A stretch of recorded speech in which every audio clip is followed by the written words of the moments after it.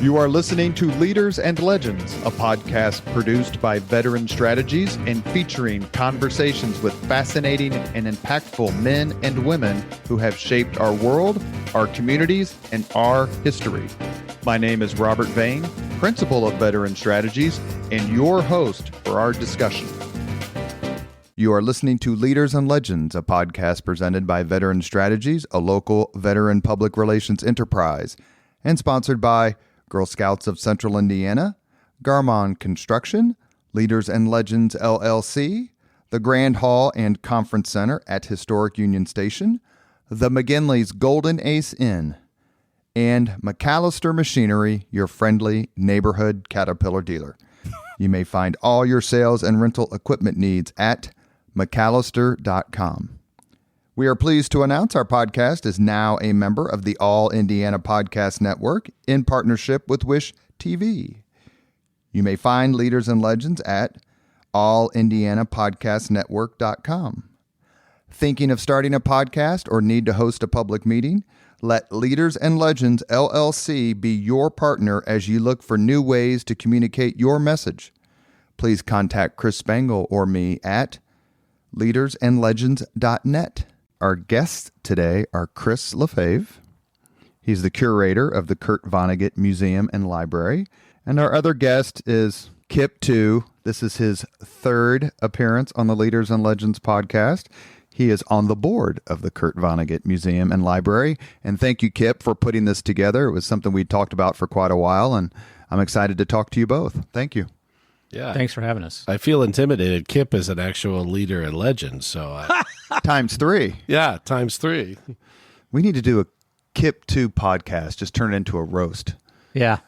Let's go on. Let's talk about Kurt Vonnegut. Think we could find anyone to appear? Yeah, I'm afraid you'd find more than one. Yeah, I knew you were going to dodge the subject, but that was immediate. Let's drop this right now. Let's start with you, Chris. Let's start with the basics. How did you find out about Kurt Vonnegut, and what was the first of his books that you read? I was an undergraduate at Ball State University in Muncie, which is the Harvard of Muncie. And I was playing bass in a rock band. So, I was really big into reading when I was younger, and you don't read for pleasure as much when you're in college.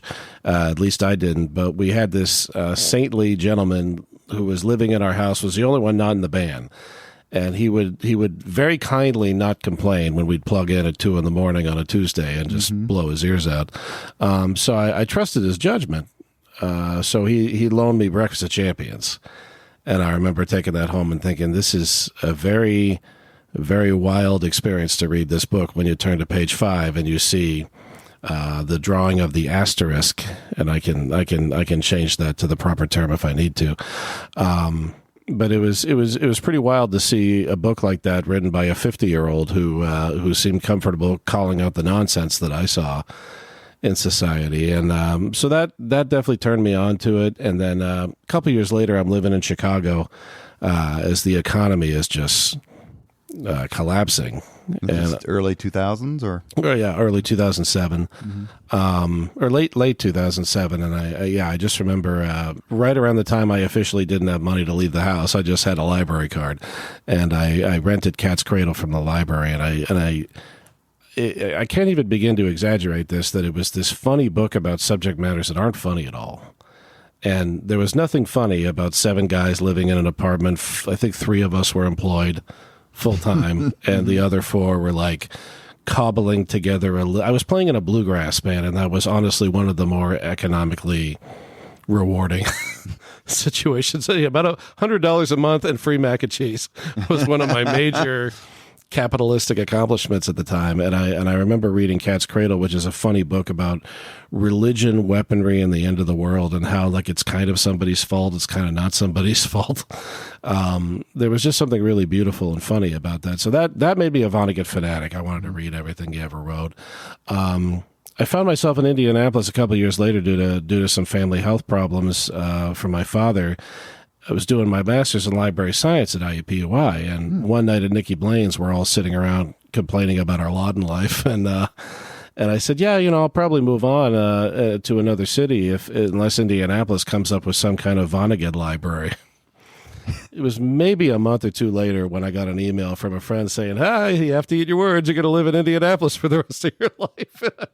It's like, you got to be kidding me. It's like, sure enough, I ran down there, and that was when I met Julia Whitehead. And I said, you can have all my free time if that's going to help you build this to the kind of living legend tribute to Vonnegut that we would like to have and that we should have here in Indianapolis. Kip? I think I first read Vonnegut in high school. North Central, right? You went North Central High School, and my brother was a bigger Kurt Vonnegut fan than I was. My younger brother, he talked about him constantly. And Julia's ex-husband at the time was very close friends with my brother. I had just come off the presidential campaign of Barack Obama, who won in 2008, and she approached me and said, she mistakenly thought I was somebody in the community.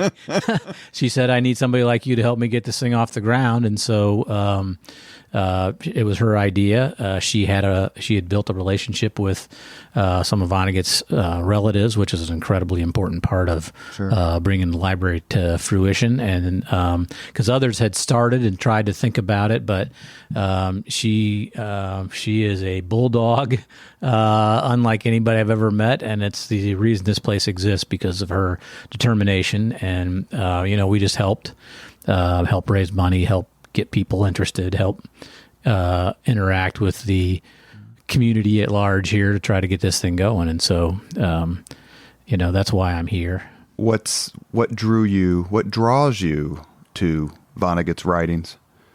Well, first it's the humor, of course. I mean, he's one of the funniest guys that ever put pen to paper. That his ability, I think, to look at the absurdity of life and make it both poignant and funny at the same time. You can cry on one page and laugh on the next page. And he does it in a way that is very approachable. It is not, it's not one paragraph goes on for 12 pages. I mean, he knows how to turn a phrase that makes it easy to read.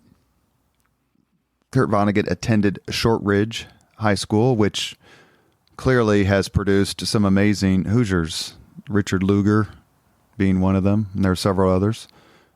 What is it about his experience in growing up in Indianapolis that you think fueled his writing? Had kind of an interesting background. His family was wealthy, then they weren't wealthy. His dad was the architect for the Athenaeum. Is that correct? His grandfather was. Yeah. Forgive me. Mm-hmm. So tell me about that upbringing. His father was an architect as well. His mother was a socialite. They very powerful family. His father was one of the board members of the Children's Museum here in Indianapolis. He designed the mascot, the original mascot, Sydney the Seahorse, which is quite a bit smaller than the life-size T-Rex, but really neat, really neat looking thing nonetheless. And I think he wrote about this in Architectural Digest. It's one of the really random and super cool things that we found in an article from, I think, 1984, where he was talking about his father being this creative sort. And he was really, really inspired and interested in that. And he would take his friends home, and they were used to their fathers wearing suits and being businessmen. And they'd see his father just kind of playing with, paints and what have you. And it was drawing buildings. It was just a different thing for them to look at. And Kurt was very inspired by that. Kurt's sister was a sculptor. She worked really well with her hands. She never really did anything with it career-wise, which Kurt used to give her grief about. Mm-hmm. But she said, just because you're good at something doesn't mean you have to do it, which, floored Kurt Vonnegut, because he said, that's not how I perceived it. So, I mean, creativity was part of his family tradition. Now, the Great Depression occurred, and his father said, don't you dare go into the arts and humanities. And that was where I think a bit of a split occurred. And they said, go to Cornell and study the sciences. And, that was where he kind of went off to a scenario where he went to 5 universities and received 0 degrees for the vast majority of his life. His family, though, also was well known in town because part of the family owned a hardware store downtown Indianapolis. Wasn't there a brewery that was part of the family as well that got lit by Prohibition? Yeah, Kurt's mother's family. Albert Lieber was her father, and they were responsible for Indianapolis Brewing Company. Kurt's great-grandfather, Clemens Vonnegut, was the one who founded Vonnegut Hardware Store. It's kind of neat. Some of the buildings that house the hardware store are still around. The Ace Hardware across from the Melody Inn is an old Vonnegut hardware store. Audrey's Antique Shop over on the east side of Indy on 10th Street. And actually the White Rabbit Cabaret down Fountain Square is an old Vonnegut hardware store. But his family came here from Germany, is that correct? Yep, Munster, Germany. Clemens Vonnegut would have arrived here, we believe, in 1850 and started the hardware company. The original building was in downtown Indy, not far away from the Circle, on Washington Street, and that was the immigration story of the Vonneguts. How did his heritage, his German heritage, come into play as he started to grow up? He was born in 1922, so that's 4 years after the end of the Great War. We'll discuss his service in Germany during World War II here in a minute.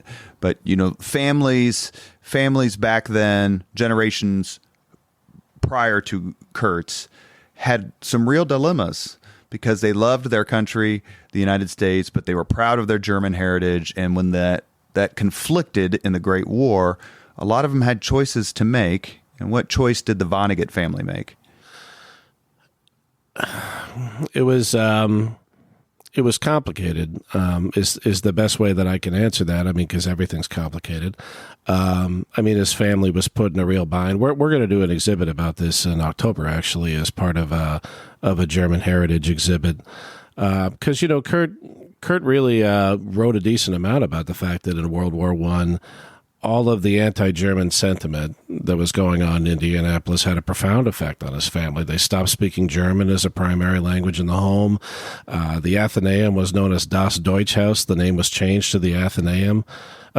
Yes, so it was changed to the Athenaeum during that time frame, as opposed to Das Deutschhaus. And Kurt wrote in Palm Sunday, "My parents voluntarily made me ignorant as proof of their patriotism." Now, I don't know if that's an overblown remark. His family wasn't very nationalistic either. You'll notice a tremendous anti-nationalism in Vonnegut's work, deeply rooted in, I think, the influence of his father. Like in that same Architectural Digest article I was telling you about, there's a line in there where he says the concept of boundaries of nations being a matter of great importance would have completely flabbergasted my father.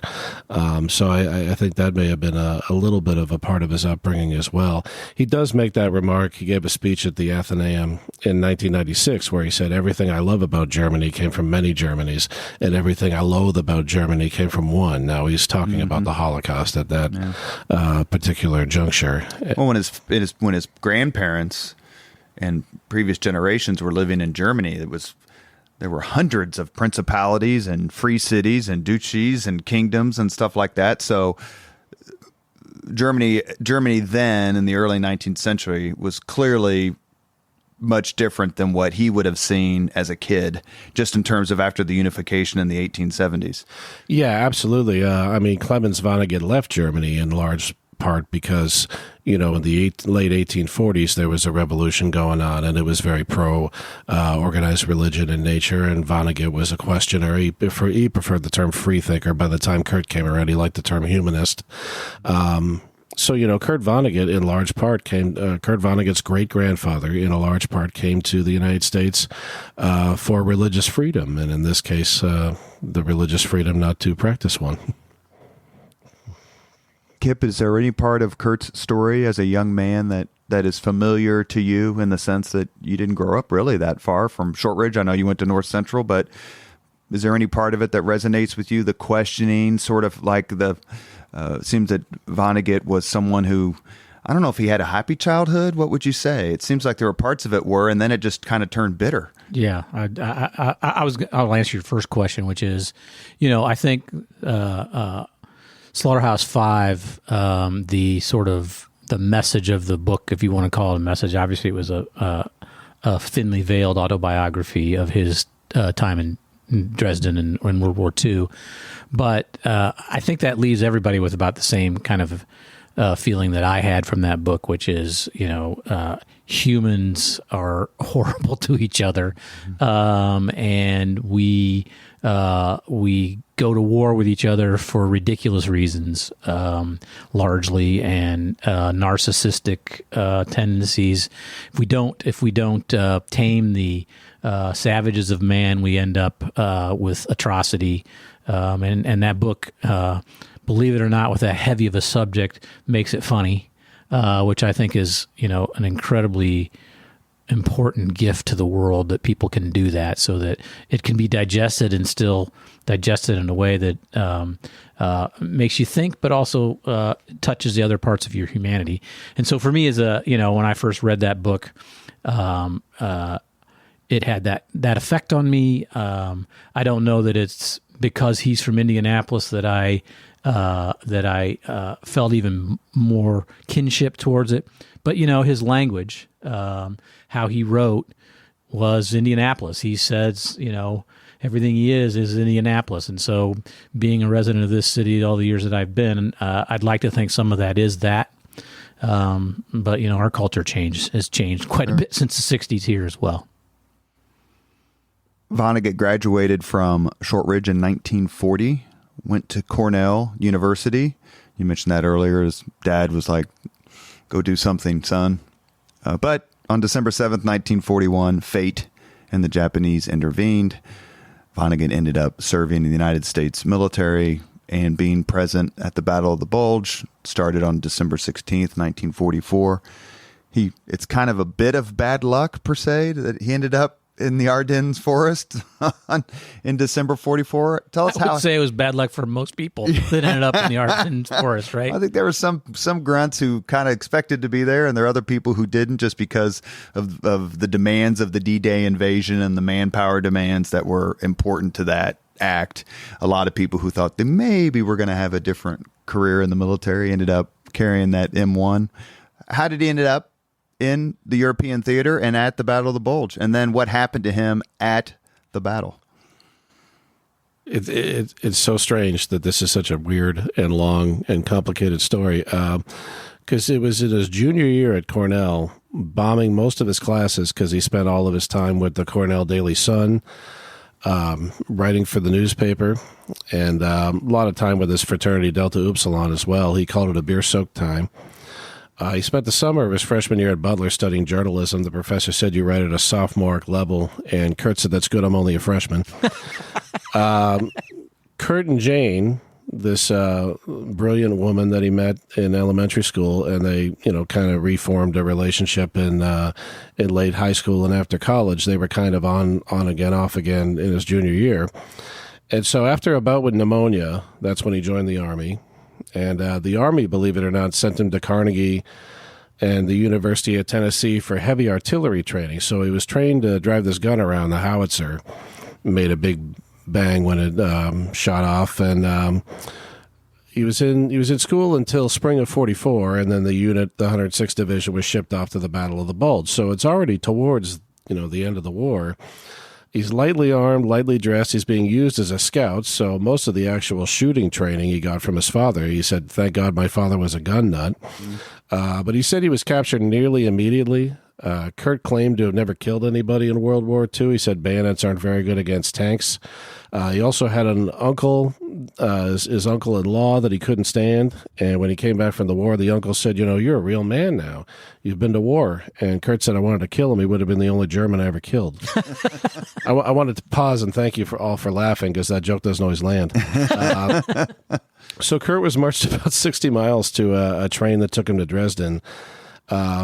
And this is where the story gets really strange, because, not only does he survive the Battle of the Bulge, which was complete chaos, and his unit was considered, largely, it's the gambit in chess when you sacrifice a player. So, right. So they weren't expected to survive.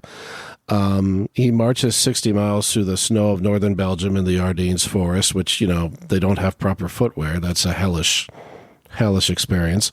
They get put on a boxcar where they're, smashed into other human beings, and then they're there for quite a while, and they survive a Christmas Eve bombing. Long story short, he gets to Dresden, and during the day they made prenatal syrup in a factory, sneak little spoonfuls of it under penalty of death for stealing. But the nutrients in it probably helped keep them alive, and that's where they were on the 13th of February, 1945, when British and American airplanes bombed Dresden for about 24 hours and killed thousands of people. So that's the really tough part of Slaughterhouse-Five, where you get into the reading of the aftermath of the bombing, and you've got German civilians throwing things at them, and you've got, the inability to really clean up the city because there's so much destruction, and they're trying to put bodies on top of one another and light them on fire. When I'm giving tours every day, I'm sitting there just deciding, how graphic into the story do I go?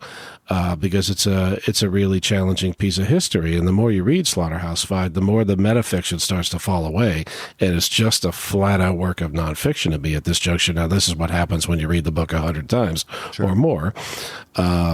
But it's really galling and haunting, and it's shocking that he survived it. And he wrote a letter home to his family in May of 45, where he says, this is what happened. Everybody was killed, but not me. They bombed Dresden. Everybody was killed, but not me. Mm-hmm. He's already got a form of "So It Goes" written into his letter home to his family, informing them that he's alive. It would take him another 22, 23 years to finish Slaughterhouse-Five. Do you get the sense that Kurt Vonnegut felt sorry for the people of Germany who were enduring these bombings, you could say through no fault of their own, and then that's an argument. Certainly Dresden. Yeah. When you read, I'm sorry, I'm just going to give my opinion here for a second. Oh, go ahead. When you read Slaughterhouse-Five, you get I've gotten the distinct impression that he wasn't blaming the average citizen in the town of Dresden for their fate. Mm-hmm. In fact, he's fairly critical of the Allied forces for doing what they did in Dresden, which, history, I think, can reflect upon it and say it wasn't necessary. The war was pretty much over, but we went ahead and bombed the shit out of Dresden and killed. There's all kinds of estimates as to how many people died, but almost everybody in that city died. It was pretty close to Hiroshima or Nagasaki on the level of destruction of that city. And the question is, was it necessary to eliminate all those fellow human beings that late in the war? Yeah, and Vonnegut said, outwardly that Dresden shouldn't have been bombed. I think he felt a great deal of sorrow for the human race in general. It's a recurring theme in his general work. There's a theme in a scene in Cat's Cradle where he talks about God spoke to man, man stood up as made of mud and said, "What is the purpose of all of this?" And God says, "Everything must have a purpose." And man says, "Yep." And God says, "Well, I leave it to you to think of one for all of this." And then he walks away. That's a very powerful scene. And Vonnegut, I don't really think he was a cynic or an overly depressed or angry person. I think he was someone who looked at the world and saw a lot of confusion and pain and suffering. And I think he really, on some level, believed in okay, we got to hope for chocolate chip cookies or, a sunny day. And that's why he kept repeating that line from his Uncle Alex from Indianapolis, who would ever say, notice when you're happy. Notice when you're happy. Say, if this isn't nice, what is? And just that was a recurring theme in his work, because he'd seen some real horrors, and he needed Slaughterhouse-Five. He needed the Tralfamadorians and the planet Tralfamador, where the aliens are shaped like toilet plungers and the air is made of cyanide. He needed that to tell this garish, horrible story. And then even to later days in his life, if you asked him in person how he felt about Dresden, he would color it up. He would say, "Oh, it was a great adventure. I wouldn't miss it for the world." But then, 20 years later, you go and read Bluebeard, and he talks much more linearly and directly about what it was like, especially in the aftermath of the German guards abandoning them and just watching the whole country is just destroyed, and there's people walking around trying to figure out what the hell they're going to do next, especially people who were going to be executed by the Soviets not very soon afterwards. Especially the women who knew what was coming. Yeah. You're listening to the Leaders and Legends podcast. Our guests are Chris Lafave, curator of the Kurt Vonnegut Museum and Library, located right here in Indianapolis on Indiana Avenue. I get that right? Indiana Avenue, right? Mm-hmm.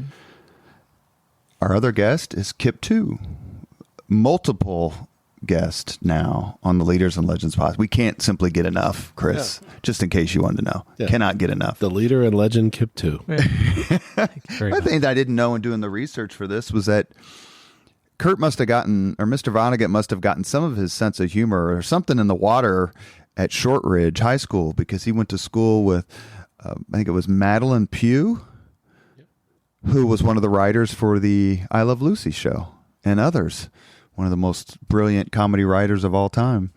Did Vonnegut, do you think? That part of town, because David Letterman grew up in that part of town too. So Ted Boehm. One of the great humorists of modern day. No offense, Ted. Kip, you want to say that again real loud? I love Ted Boehm. Don't get me wrong. And he does have a very good dry sense of humor, but I don't put him on the same pedestal as David Letterman. So, yeah, but Boehm graduated from college and law school, and poor Kurt couldn't seem to figure it out.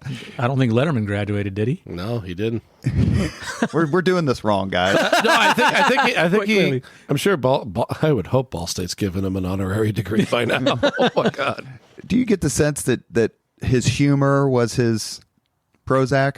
Kurt Vonnegut's, I mean, like certain people look for ways to cope with life, and sometimes it's alcohol, sometimes it's something else, and sometimes it's a little more intrinsic sense of humor. Do you believe? Well, again, there's a real dichotomy between what people admit to and what they, So Vonnegut said, my sense of humor was developed in two ways. One, from being the youngest by far.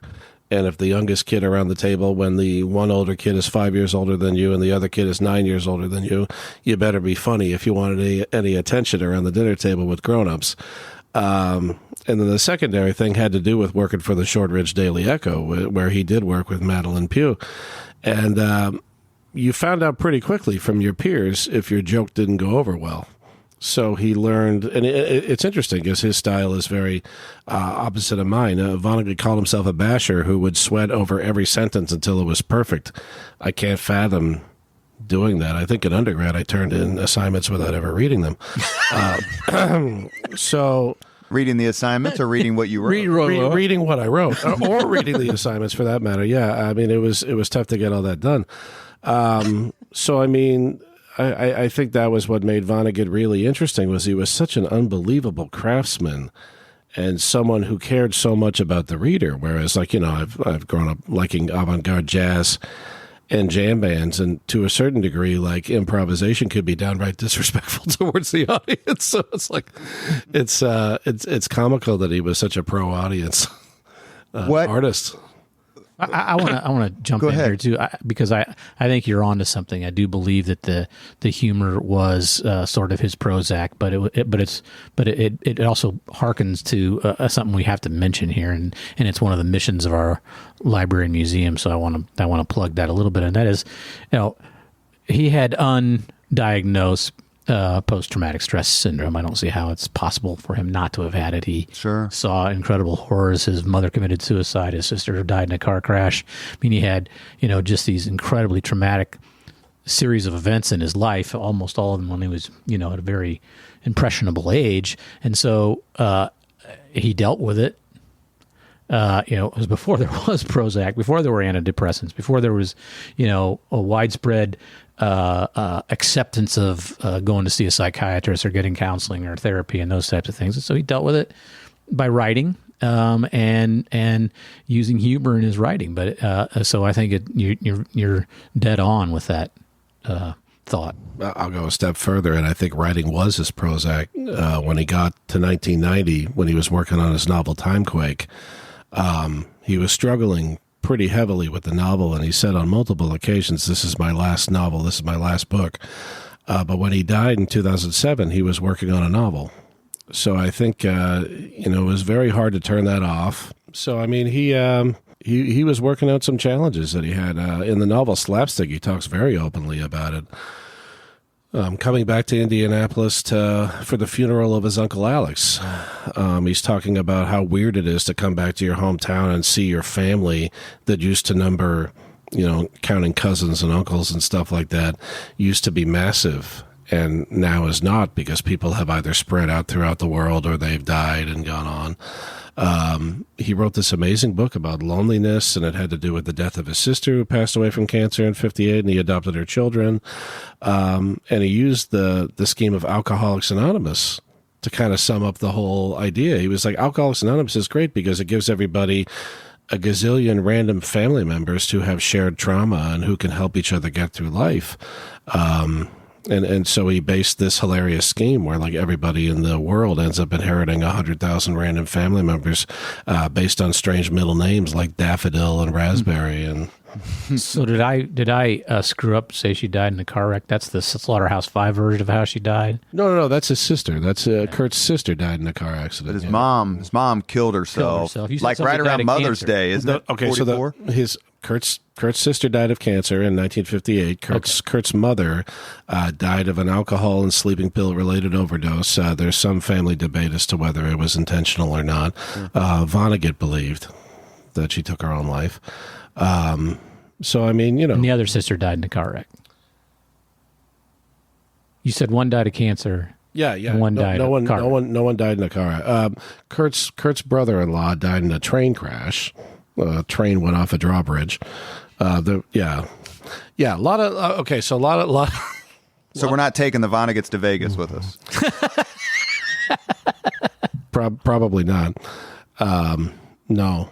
So I mean, I think he did live through more than the average human being, in terms of major trauma. And humor was a big part of coping with it. Writing was a big part of coping with it, and the visual arts that he got. I mean, he was into it throughout his life. He was a doodler all the time. But when he got into screen printing with Joe Petro in the early 90s, I mean, he credited that with having saved his life. So he basically didn't follow his dad's advice in his chosen profession. He tried. Yeah, Lord knows he tried.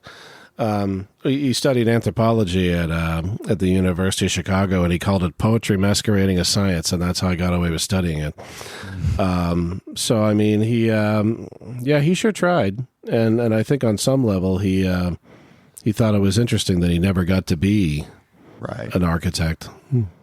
Well, and he worked for a Volvo dealership, right? Was it Saab? I'm sorry, Saab. Yeah, I shoot him.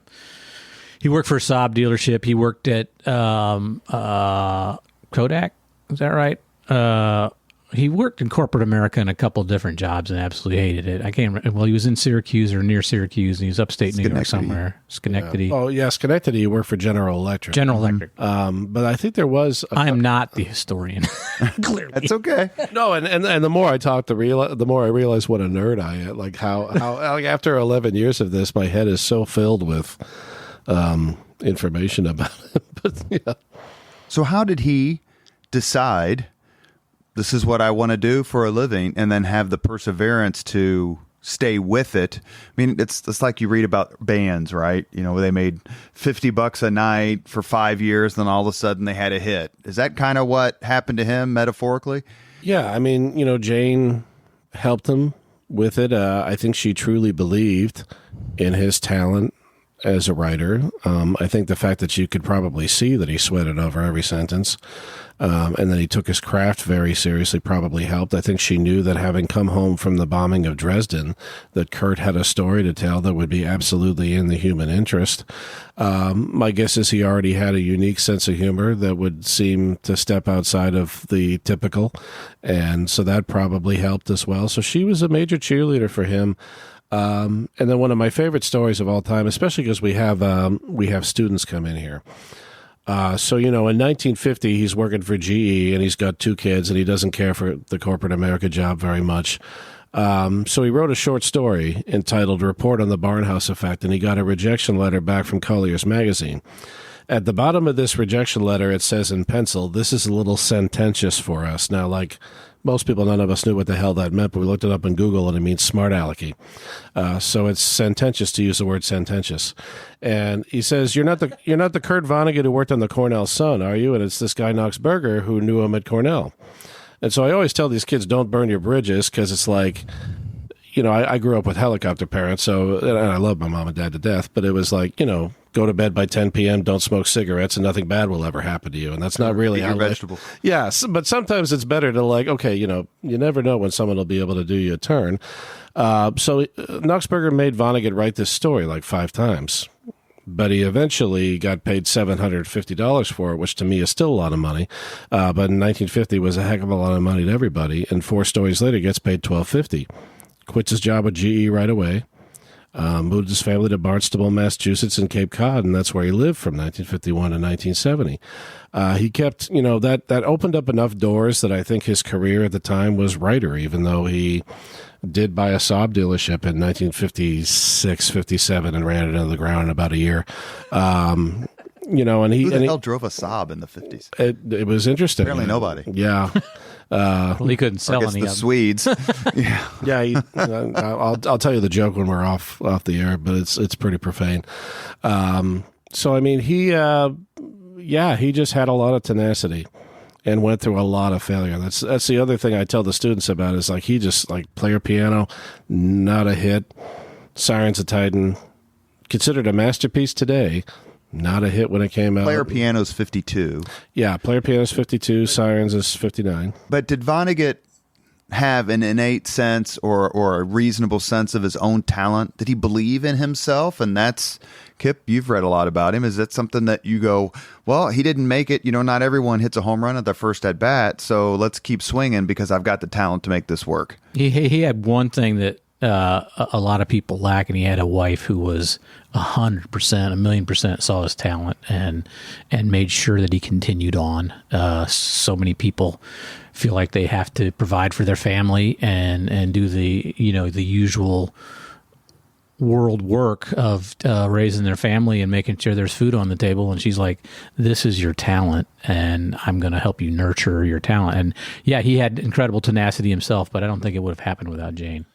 No way in hell does it happen without Jane. I don't think. I mean, he had.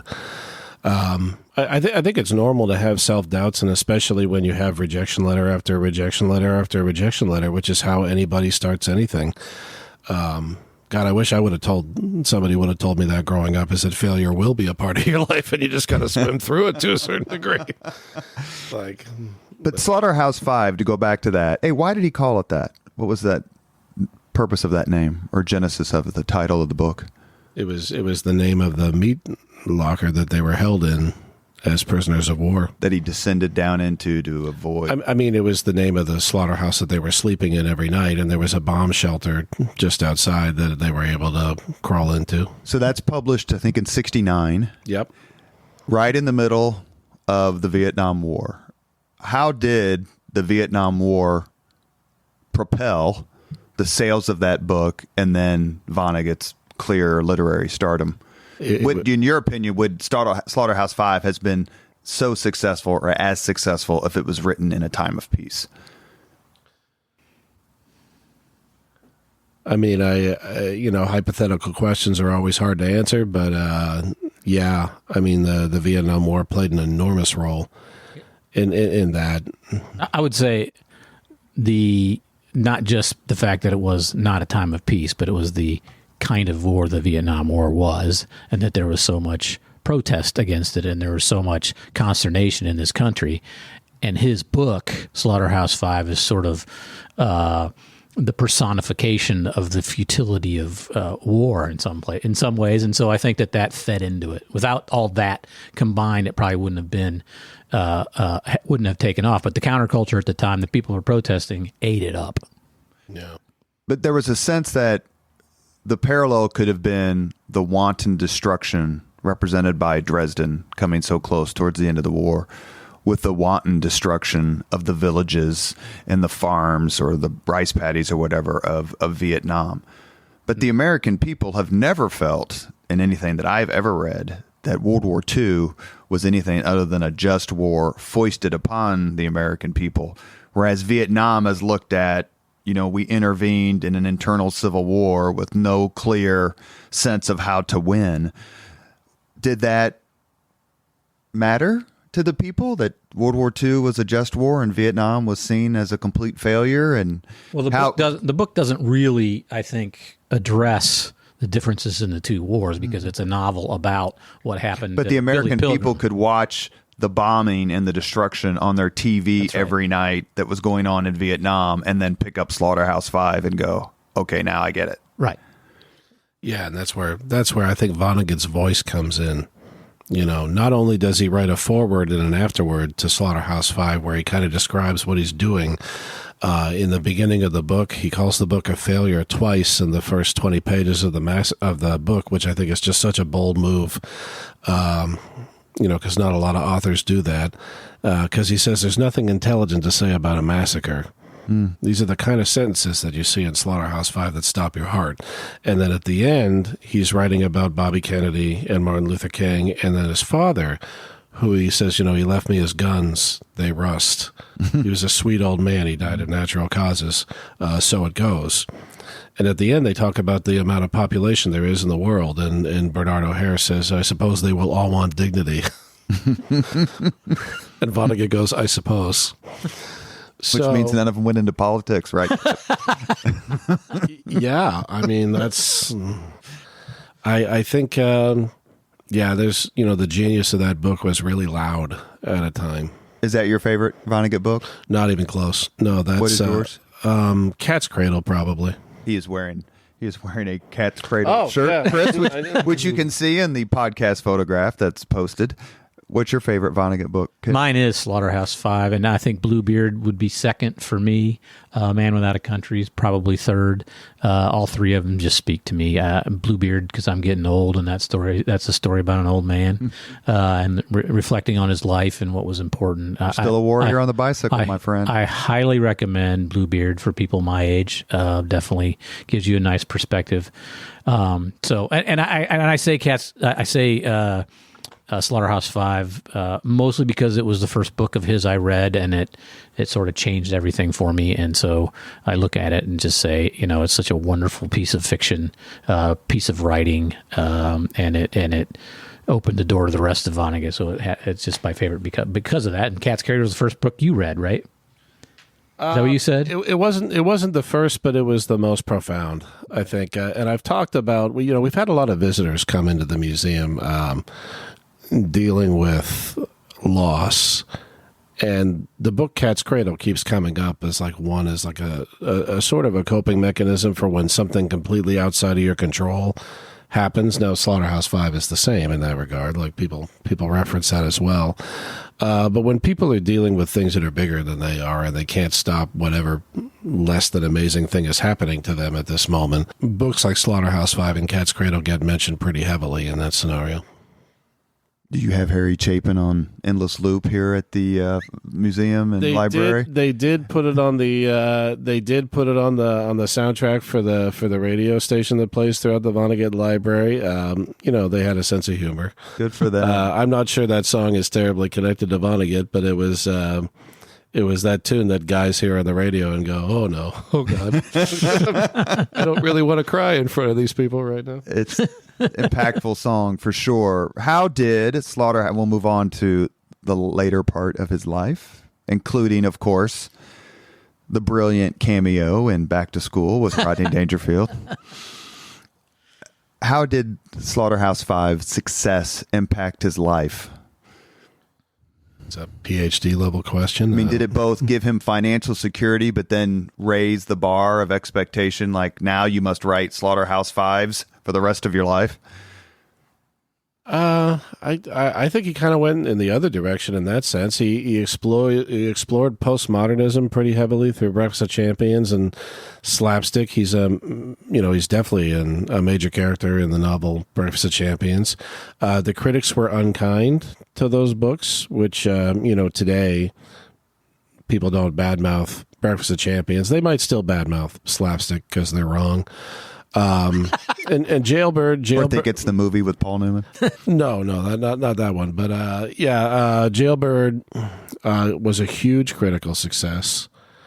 So I mean, he had his ups and downs like any novelist, but he had some real big ones. Like Galapagos got him rave reviews. Man Without a Country turned him on to a younger generation when he was on the Jon Stewart show. So I mean, he lived a very full career, and I was new to that when I came on here. I had no idea how prolific that he had been. I didn't know that he wrote 14 novels and multiple collections of short stories, essays galore.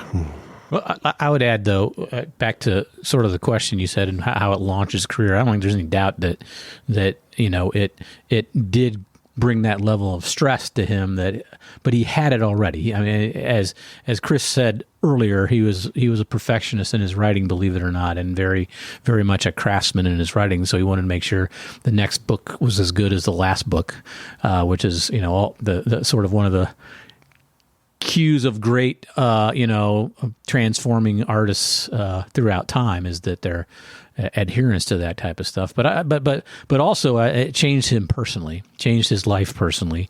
It hurt his relationship with his wife. It hurt for at least a while. It hurt his relationships with his children. He became a celebrity.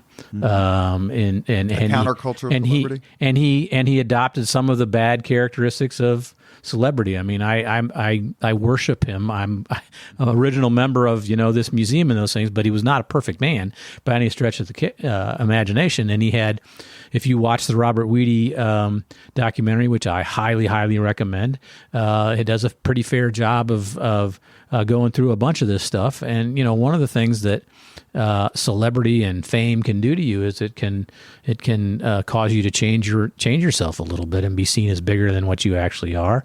I mean, you went through a little bit of that, but I think he also came to terms with it later in life. And didn't he?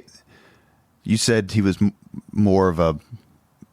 Would it be fair to classify Vonnegut as an agnostic? Yeah. And his wife embraced Christianity at a certain point. Well, his wife embraced the concept of religion. She was a Quaker growing up. In the 1960s, she got into the teachings of the Maharishi. She campaigned for McGovern. She was just a very active person, and I think Vonnegut struggled with that. But yeah, I mean, their problems were vast. It's one of the more tragic parts of his story that I think. He was born in 22, so he was a kindergartner basically when the Great Depression hit. Then he serves in World War II. He comes out. He has some. I mean, I don't know if you could say his failure to obtain a college degree was in and of itself a failure, but jobs he doesn't like. He's trying to get published. As he comes of age, Slaughterhouse-Five comes out in Vietnam. He understands the horror of combat, of what happens there. Was there a particular, two quick questions. One is, how much did the outside world and what was happening affect his writing or influence his writing? Not his mentality, but the world. How much did that influence it? And second, do you ever believe that, or can you pinpoint when he was happy? Like his uncle said. God, pinpointing his happiness would be way more than I would want to speak to. I mean, I think when he was hanging out with Morley Safer and what was the other author name from Baltimore? Sidney Offutt. I think that was a happy time for him. Or was it like one of our previous podcast guests, Donnie Walsh of the Pacers, described Coach Larry Brown as only happy when he's unhappy? Was Vonnegut only happy when he was unhappy? No, I don't think that's true at all. I think he loved to socialize. He was pretty extroverted. And he loved music. He got a lot of enjoyment out of the arts and humanities. He got a lot of enjoyment out of other people. His son Mark describes him as a pessimistic optimist, which sounds like a contradiction in terms, but I don't think it really was. What was the first question again? How did the world, in the 50s, 60s, 70s, 80s, in the prime of his writing years, the world was undergoing some significant changes and experiencing significant conflicts. Nothing like World War II, of course, but at the same time, was he a progressive who derided the Reagan years, or was he someone who was taken in? That's a biased way to ask the question. Was he someone who was sympathetic to like the nuclear freeze movement, that sort of stuff? Was he susceptible to that, and did it affect his writing? I mean, I think most artists are. I mean, like if you look at Player Piano, he based it off of his time at GE. He was watching the future being created before his eyes, and he thought, oh my God, how are human beings ever going to be able to compete with technology and globalization and all this rapid economic and technological change? Back then, the critics and the fans didn't get the book necessarily, and they pigeonholed him as a science fiction author. Tried to publish it against Utopia 14, but today I think it's the book that Andrew Yang probably sleeps with under his pillow. So, and you've got The Sirens of Titan. I guess that one leaned more into science fiction, but, people read Cat's Cradle and they thought, oh, the Cuban Missile Crisis. And people read God Bless You, Mr. Rosewater. They thought, oh, the 1964 presidential election between Goldwater and LBJ, who, Kurt kind of used Roosevelt as a stand-in for some of the Great Society ideas. Jailbird, he was talking about Watergate and the aftermath of that. Dead-Eye Dick has to do with his feelings on guns, which he was pretty anti-gun. Galapagos had to do with environmental catastrophes. So, I mean, he was very prescient with what he was writing, and he was trying to use the outside world as an inspiration. Kip? I agree with everything he just said. Just like when you and I were on TV together, right? Well, no, yeah, that happened quite frequently. We have a few minutes left with Chris Lafave, curator, the Kurt Vonnegut Museum and Library here in downtown Indianapolis, and also with board member and someone I admire greatly, a great friend, Kip Tew. We have just one other question I want to ask you about Indianapolis. Did he embrace his hometown? Did he love coming back here? Was he thrilled to be honored by his peers or people he knew as a kid, as someone who, he didn't escape poverty and then, go on to do great things, but he became worldwide famous and he was just a Shortridge High School IPS kid. Yes, in time, in the early 1990s, David Hoppy of Nouveau and some other people were putting together a festival. I'm going to blank on the name of it, but it had the word "word" in it. So they summoned him back, and Vonnegut, for whatever reason, had a blast on that trip, and he ran into some Shortridge High School friends, and he stuck around in town for a while. And after that, he started to look much more forward to coming back to Indy. And I think Indy had gone on to embrace him a little bit more as a writer. While his books are certainly still controversial, depending on who's reading them and what their take on the world is. I don't think he was public enemy number one anymore, starting in the early 1990s. So he grew to have great affection for Indianapolis, and I think your childhood is. Every human being on the face of the earth looks at the past in rose-colored glasses to a certain degree. So, Indianapolis was partly a mythologized childhood, especially his time at Lake Maxatucky. He wrote about that as well. Did he stay in touch with his Army buddies?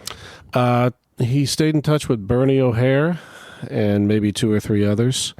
And, after that, I think it was just the normal separation of time, plus the fact that, you got a fair amount of veterans that don't want to rehash. Sure. And there's no Facebook when Kurt Vonnegut died. Which there are some famous stories about when he came back, and you can probably tell the story better than I because I miss the details. I don't tell a story every day, but he came back for a book signing at one point. I think it was for Slaughterhouse-Five, and it wasn't well attended, right? Yeah. And that was in the early 70s at the Ellis Ayres downtown at the building that his father designed. Mm-hmm. He was upset about it, and obviously, as someone who's worked at a museum for a long time, I've been to a lot of book signings. Sometimes something as simple as weather can destroy a book signing, but I think he took it as a bit of an Indiana doesn't like my books with drawings of assholes and four-letter words in it, which it's entirely possible that Indiana didn't like it. So, and that aspect was true in his family as well. There were members of his family who read his books and thought this is terrible. So you would know better than anyone, I think. What is the behind-the-scenes story of Kurt Vonnegut's cameo in Rodney Dangerfield's movie Back to School, where Rodney Dangerfield says, "Kurt, what's he you don't know the first thing about his teacher says that she was in MASH. I'm blanking on her name, and she just died. Can't think of it. wait a second. Our crack research department is on it right now, Mr. Chris Spangle. Yeah, I'm tell you the truth. How did he get on? Talk about one of the most ridiculous cameos of all time. I think Bob Whitey was pretty involved in it. I mean, he talks about it in the documentary, how he was just kind of contacted because they were working on this film, and they thought, oh, okay, I wonder if he would do the cameo, and sure enough, he did. So wasn't he doing a paper on Vonnegut? Wasn't Yeah. His His teacher said, do a paper on Vonnegut. So he hires to write Vonnegut to write the paper on Vonnegut. And he gets a C or he something. Gets a C, and she says, you don't know the first thing about Vonnegut. Then Dangerfield calls him and yells at him or something. But I wonder if they wrote Vonnegut in and then asked him, or asked him and then said, okay, now we can write him in, because he said... I think they asked him. I would assume they asked him first. I actually don't know. It does bring up another thing, and I know we're kind of running out of time, but one of the things that I've found in my decade here working here is the number of stand-up comedians who and musicians who owe their inspiration to their careers to Kurt Vonnegut and come through this place and look at it as sort of like coming to nirvana for them. There's so many of them. Our board chair now is a famous stand-up comedian who also is a film star and other things, Lewis Black. But we've had so many people who have come through our doors or helped us over the years to become what we are now, who got their start because they found in Kurt Vonnegut something that they could help laugh at, and how his humor made them better stand-up comedians or inspired them. And we should we've note heard that that story. He and Dangerfield would have been contemporaries, probably. I mean, they would have Yes. been close to the same age for sure. Yep. The person I'm trying to think of is Sally Kellerman. Oh, Sally. Oh. Before we get to the 5 questions, we ask all guests, and you don't have to answer these as Kurt Vonnegut.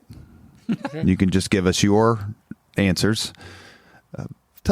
Spend a few minutes, please, and talk about your library and museum located here in downtown Indianapolis. Yeah. Being able to do this has been the honor and privilege of a lifetime.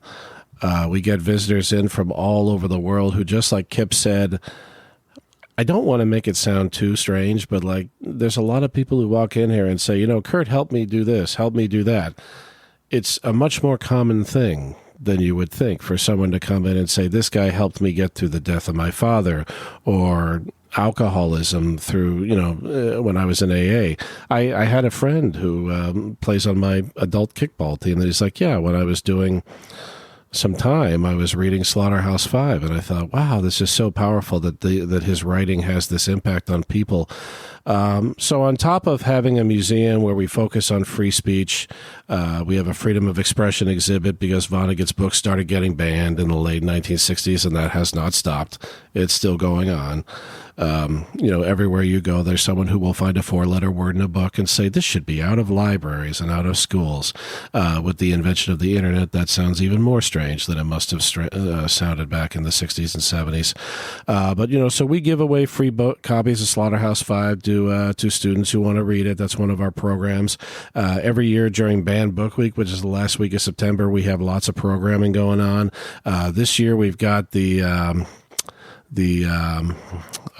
Brooklyn Book the Brooklyn Book Club. I'm going to blank on their name, but they're a band. So we've got an entire band that's going to be living in our museum this year. They're going to be working on a musical project with some musicians from Indianapolis kind of helping out with that. So we're an anti-censorship organization. We're sitting in an office right now as part of our third floor, which is our Slaughterhouse-Five exhibit. We feature a veteran's artwork at all times in this exhibit. Right now, we've got the Iraq War veteran Sean Augustin's paintings on display. He's from Columbus, Ohio. We've got a guy named Ed Carrion. His work's going to be coming in pretty soon here, so he'll be on display throughout the year. A photographer named Jack Wicks, Jack. He's going to be bringing in an exhibit at some point. He's on our board as well. Yeah, so we do a lot of programming with that. We go into schools. Yeah, it's just been very, very rewarding. Well, what's your website address and your physical address if people want to visit? We are at VonnegutLibrary.org, and our socials are at Vonnegut Library. And then we're located at 543 Indiana Avenue, which is right across the street from the Walker Theater. and you get support from around the country, around the world, that it's not just an Indiana thing. Without a doubt. Yeah, all over the world. We've reached the point in the Leaders and Legends podcast where we ask the same 5 questions of all of our guests. You ready, Chris? Oh, yeah. What was your first job? Corn detasseling. I was in 7th grade, I think. I was the laziest kid in the family by far. And when my father dragged me out of bed at 5 in the morning and he drove me so far, like Indianapolis to Tipton is a bit of a drive. So I was about 30 minutes into thinking my father was taking me out to execute me. And, which, I mean, I say this with all great love. The man has passed on and he, didn't have a lot of stomach for a kid who just wanted to listen to the Grateful Dead and take naps all day long. So, yeah, anyway, he drove me out to this farm where it was 300 degrees and the bugs were crawling up my nose. And I'll never forget that experience as long as I live. And hopefully my kids will never know I'm going to make sure they wait tables. Joy. Yeah. Joy. Yeah, I'm gonna make sure they work in the service industry so they never give someone a bad tip as long as they live. But yeah, I probably won't make them corn detassel. Number 2, what was your first concert? Oh, man. First concert I can remember, Elton John and Billy Joel at the RCA Dome in 96 or something like that. John Denver was around that time for him, too. If you could recommend any, I hesitate to even ask this question. Please make it a non-Kurt Vonnegut selection. If you could recommend any book for someone to read, not written by Kurt Vonnegut, which book would you choose? Jesus Christ. Is that the Bible? Yeah. Do I have to limit this to one? We'd prefer you do the same thing that other people do, but you're a rebel. Yeah. Well, I'll make this fair. When I was reading Cat's Cradle during that time of great economic lack of achievement, I was also reading Cannery Row by John Steinbeck. So let's go with that one. That was pretty life-altering.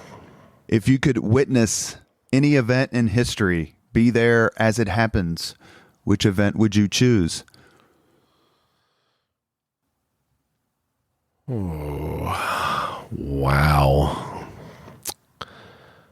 I'm from the general Toronto area, and I don't know why this came into my head. No idea. Well, Charles Mingus had his centennial this year, so maybe that's why. Massey Hall in 1953, possibly, had a concert where Charlie Parker, Dizzy Gillespie, Bud Powell, Charles Mingus, and Max Roach were playing as a quintet. And the show was kind of a disaster. Charlie Parker pawned his saxophone for heroin like a couple hours beforehand, and he had to go get he was playing a plastic alto saxophone, and Mingus was pissed off that his bass was too low in the mixer, so they had to overdub his bass.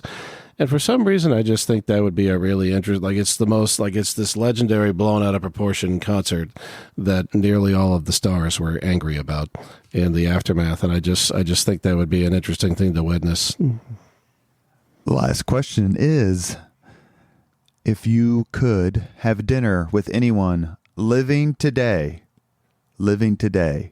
whom would you choose?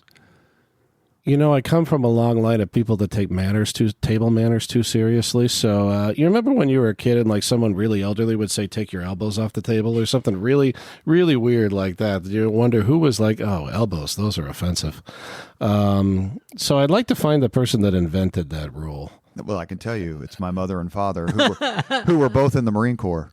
My grandfather pretended not to be colorblind so that he could join the Canadian Air Force, and they were so pissed when he couldn't tell red from green. And he was like that. It would be one thing if they had a preference for not doing that, but they would lose their tempers over this.